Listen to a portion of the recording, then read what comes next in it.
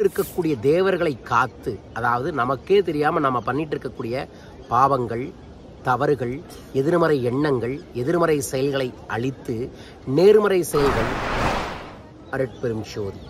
வைகாசி விசாகம். விசாகம் என்றாலே வெற்றி. யாரை வெற்றி பெறுவதற்காக இந்த முருகன் அவதரித்தார் இந்த வைகாசி விசாகத்தன்று என்றால், தேவர்கள் அனைவரையும் கொடுமைப்படுத்திய அரக்கர்களை, அசுரர்களை, எதிர்மறைகளை அழிப்பதற்காக சிவனின் நெற்றிக்கண்ணிலிருந்து சூட்சமமான 6 தலையுடன் 6 ஆற்றல் சக்திகளுடன் இந்த பிரபஞ்சத்தில் வெளிப்பட்டார்.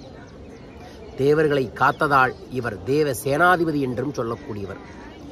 வைகாசி மாசத்தில் வரக்கூடிய விசாகத்தன்று இவர் இந்த பிரபஞ்சத்தில் வெளிப்படுத்தியதால் ஒவ்வொரு ஆண்டும் வைகாசி விசாகத்தன்று முருகனை நாம் வழிபட்டோம் என்றால் நமக்கு நம்மூல் இருக்கக்கூடிய அசுரர்களை அழித்து, நம்மூல் இருக்கக்கூடிய தேவர்களை காத்து, அதாவது நமக்கே தெரியாம நம்ம பண்ணிட்டு இருக்கக்கூடிய பாவங்கள், தவறுகள், எதிர்மறை எண்ணங்கள், எதிர்மறை செயல்களை அழித்து நேர்மறை செயல்கள், அன்பு, தயவு, கருணை, ஆனந்தம், நேர்மறை ஆற்றல்கள் போன்ற விஷயங்களை ஆக்டிவேட் பண்ணக்கூடிய ஒரு அற்புதமான தெய்வீகமான நாள் தான் இந்த வைகாசி விசாகம். சரியாக இந்த வைகாசி விசாகம் வரும் புதன்கிழமை மற்றும் வியாழக்கிழமை என்று 2 தினமும் இணைந்து வருகிறது.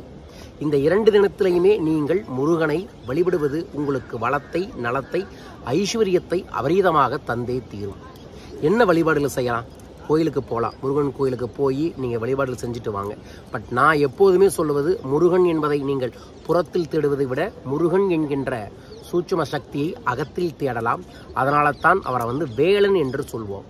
வேல் என்கின்ற ஒரு வடிவம் இருக்குதுல்ல, அந்த முருகன் வேல் என்கின்ற வடிவம் நமது முதுகுத்தண்டு வடிவம், நமது கண் வடிவம், நமது நெற்றிக்கண் வடிவம், நம்ம உடம்புல இருக்கக்கூடிய ஒவ்வொரு அணுக்களின் வடிவமும் கூட அதே வேல் தான்.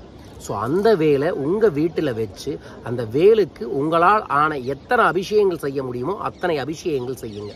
நான் பர்சனலாக சொல்லக்கூடியது, 6 தலை இருக்கக்கூடிய முருகனுக்கு, 12 கரங்களை வைத்து இருக்கக்கூடிய முருகனுக்கு 16 சூட்சமமான பொருட்களை வைத்து நீங்கள் அபிஷேகம் செய்யுங்கள்.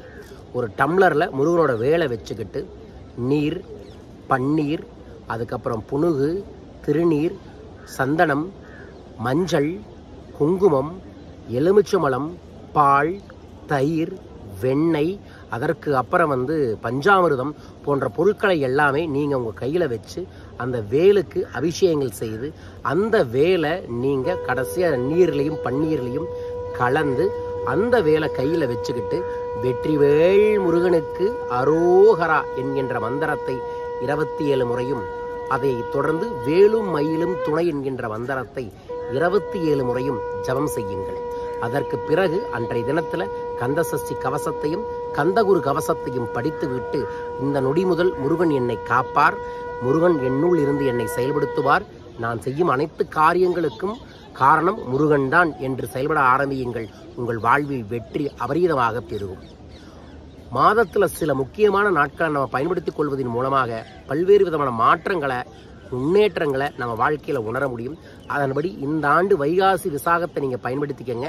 ஏன்னா இந்த விசாகம் முருகனுக்குரிய நாள்கள் மட்டுமல்ல, இந்த விசாக நட்சத்திரத்தில் பல சித்தர்களுக்கு பல்வேறு விதமான ஞானங்கள், தெளிவுகள், தீட்சைகள், முக்திகள் எல்லாமே கிடைச்சிருக்கு.